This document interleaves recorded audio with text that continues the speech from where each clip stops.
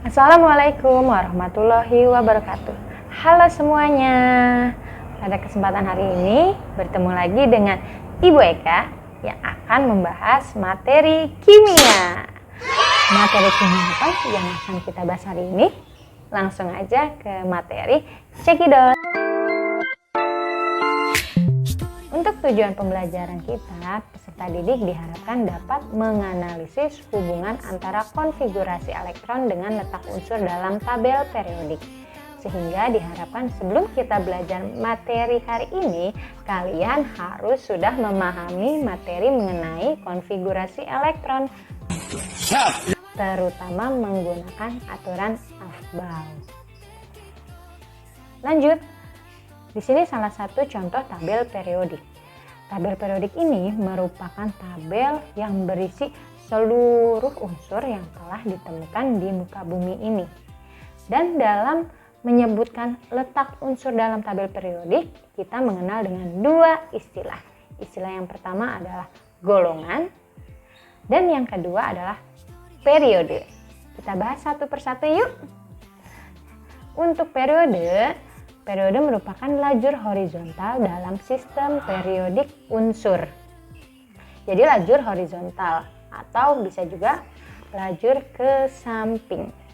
Nah, kita mulai dari urutan yang paling atas. Jadi urutan lajur horizontal yang paling atas disebut dengan periode ke-1. Pada periode 1 ini tersusun dari dua unsur, ada unsur hidrogen dan juga helium. Sedangkan pada periode kedua ada unsur litium sampai neon. Itu untuk periode. Sedangkan golongan adalah lajur vertikal dalam sistem periodik unsur. Lajur vertikal berarti lajur dari atas sampai ke bawah. Kita mulai dari sisi yang paling kiri. Jadi contoh pertama adalah lajur vertikal yang paling kiri. Di sini merupakan golongan 1A. Jadi untuk keterangannya bisa kita lihat di tulisan yang paling atas. Keterangannya di sini adalah 1A, di mana golongan 1A ini tersusun dari beberapa unsur mulai dari hidrogen sampai francium. Dan di sebelahnya ada golongan 2A dan seterusnya sampai golongan 8A. Golongan 8A ini tersusun dari unsur helium sampai radon. Lalu bagaimana cara kita menyebutkan letak unsur dalam tabel periodik? Kita ambil salah satu contoh, yaitu unsur nitrogen. Unsur nitrogen terletak pada periode berapa ya? Kita lihat mulai dari golongannya. Secara vertikal, nitrogen terletak pada golongan 5A. Sedangkan secara horizontal, nitrogen ini terletak pada baris kedua. Berarti menandakan nitrogen terletak di periode kedua. Sehingga dapat disimpulkan nitrogen terletak di golongan 5A periode kedua. Yuk kita lanjut. Dalam sistem periodik kita mengenal dua buah jenis golongan mulai dari golongan utama dan golongan tambahan. Untuk golongan utama bisa disebut juga dengan golongan A. Mengapa? Karena semua golongannya ada keterangan A-nya. Mulai dari 1A sampai 8A. Sedangkan golongan tambahan ada dua jenis, ada golongan transisi dan golongan transisi dalam. Golongan transisi hampir mirip dengan golongan utama mulai dari golongan 1 sampai 8, hanya saja keterangannya itu adalah B. Jadi mulai dari 1B sampai 8B. Dan yang terakhir golongan transisi dalam. Di sini hanya ada dua jenis, yaitu golongan lantanida dan aktinida. Kita bahas satu persatu, mulai dari golongan utama. Golongan utama mulai ada dari golongan 1A sampai 8A. Dan masing-masing golongannya memiliki sebuah nama khusus. Sebagai contoh, di golongan 1A memiliki nama alkali. Begitu seterusnya sampai golongan 8A. Dan 8A namanya adalah golongan gas mulia. Bagaimana cara kita menentukan golongan? Itu caranya dengan melihat jumlah elektron valensinya. Dan Untuk menghitung jumlah elektron valensinya, kita lihat dulu subkulit terakhirnya. Apabila subkulit terakhirnya itu S, kita tinggal melihat elektron pada subkulit S tersebut. Apabila elektronnya itu 1, maka masuk ke dalam golongan 1A. Dan apabila elektronnya 2, berarti golongannya 2A. Cukup mudah ya teman-teman ya. Sekarang kita lanjut apabila diakhiri dengan subkulit P. Bagaimana cara menentukan elektron valensinya? Untuk menentukan elektron valensinya, subkulit P ini elektronnya bisa dijumlahkan dengan elektron di subkulit S yang terdekat. Jadi elektronnya kita jumlahkan dengan subkulit S yang terdekat. Dan jumlahnya itu dapat disimpulkan menandakan golongan tersebut. Bisa mulai dari golongan 3A sampai 8A. Sebagai contoh, di sini misalkan S2P4, berarti dijumlahkan sama dengan 6. Maka kesimpulannya unsur tersebut masuk ke dalam golongan 6A. Sedangkan untuk periode sangat mudah dengan melihat harga kulit terbesarnya saja.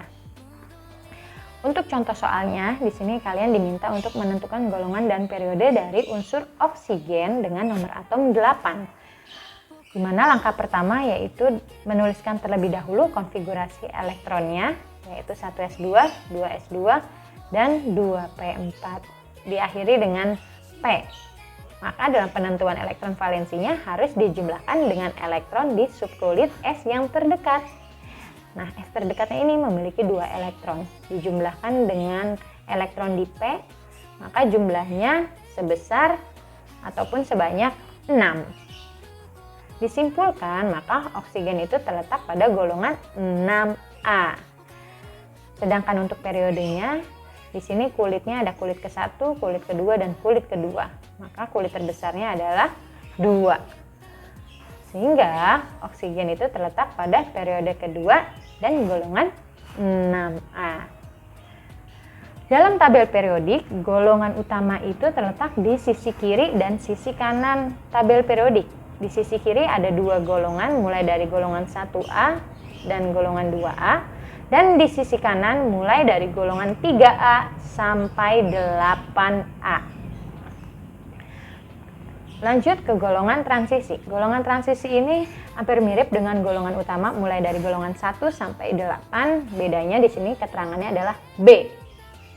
Dan dalam penentuannya juga masih melihat elektron valensinya, hanya saja subkulitnya itu diakhiri dengan subkulit D. Kalau golongan utama tadi diakhiri dengan subkulit S dan P, S atau P. Sedangkan golongan transisi diakhiri dengan subkulit D.